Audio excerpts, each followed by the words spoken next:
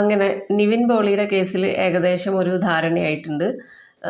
നിവിൻ പോളിയുടെ കേസ് എന്ന് പറയുമ്പോൾ ദുബായിൽ വെച്ച് ഒരു സ്ത്രീയെ പീഡിപ്പിച്ചു. അതായത് 3 ലക്ഷം രൂപ ഈ ലേഡി വേറൊരു ലേഡിക്ക് കടം കൊടുത്തു. അത് തിരിച്ച് ചോദിച്ചപ്പോൾ അവർ അതിന് പകരം സിനിമയിൽ ചാൻസ് തരാമെന്ന് പറഞ്ഞ് അവരെ ഒരു ഹോട്ടൽ മുറിയിലേക്ക് കൂട്ടിക്കൊണ്ടുപോയി. അവിടുന്ന് കുറച്ച് പേര് ചേർന്ന് ഇവരെ ഭയങ്കരമായിട്ട് പീഡിപ്പിച്ചു.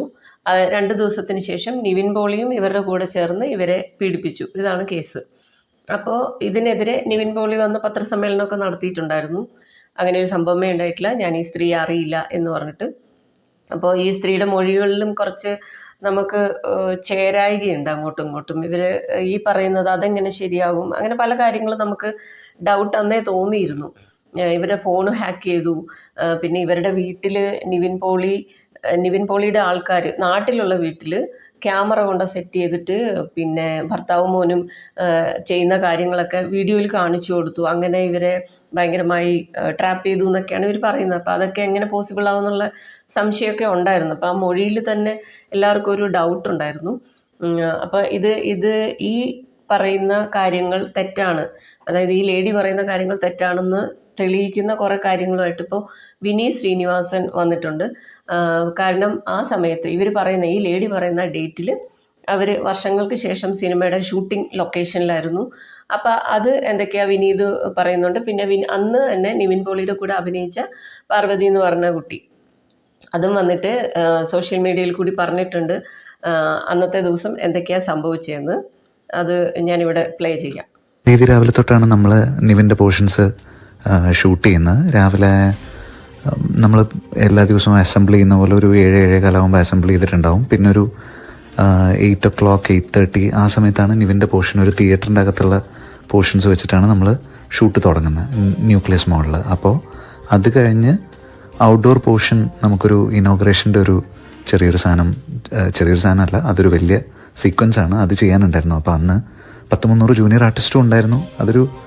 നമുക്കൊരു ലെങ്തി ആയിട്ടുള്ളൊരു ഷൂട്ടായിരുന്നു. അത് ഉച്ച കഴിഞ്ഞൊരു 3 മണി അടുപ്പിച്ച് വരെ പോയിട്ടുണ്ടായിരുന്നു. അപ്പോൾ അത് കഴിഞ്ഞ് ഞങ്ങൾ ക്രൗൺ പ്ലാസയിലേക്ക് ഷിഫ്റ്റ് ചെയ്തിട്ട് നമുക്കവിടെ ഒരു ഡേ സീൻ തീർക്കാനുണ്ടായിരുന്നു.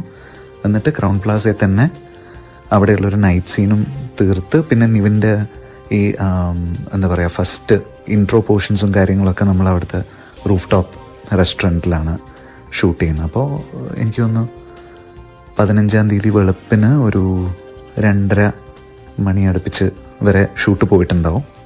അപ്പോൾ അത് കഴിഞ്ഞ് ഞങ്ങളെല്ലാവരും കുറച്ച് നേരം ഇരുന്ന് സംസാരിച്ച് ഒക്കെ കഴിഞ്ഞിട്ടാണ് നിവിൻ അവിടുന്ന് പോകുന്നത്.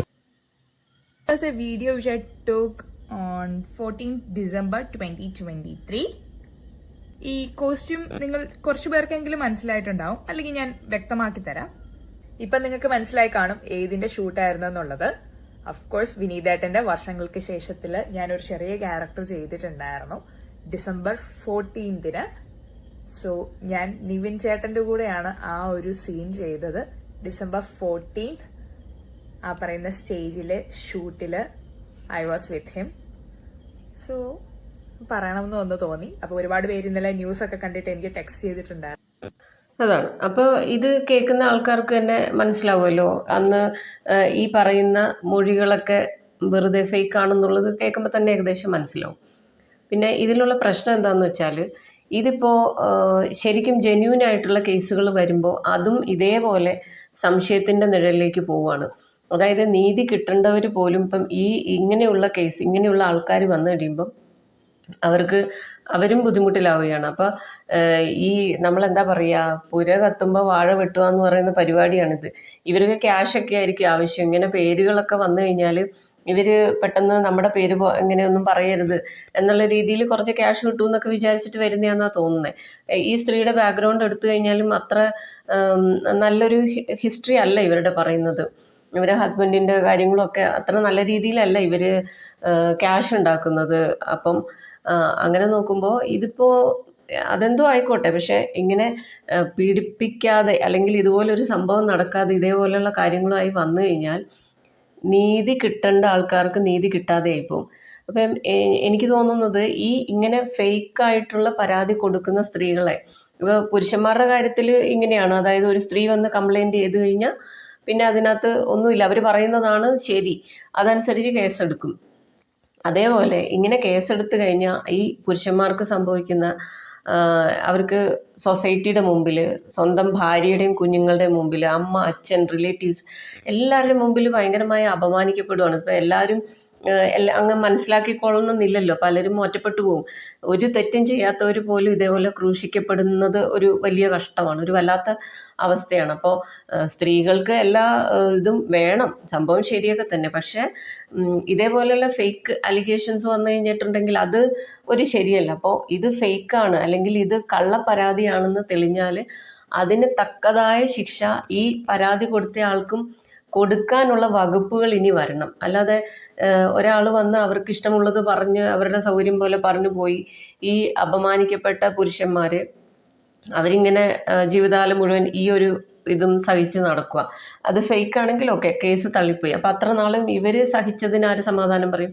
അപ്പോൾ ഇങ്ങനെയുള്ള ഫേക്കായിട്ടുള്ള കേസുകളുമായിട്ട് വരുന്ന സ്ത്രീകൾക്കെതിരെ ശക്തമായിട്ടുള്ള നിയമങ്ങൾ കൊണ്ടുവരണം.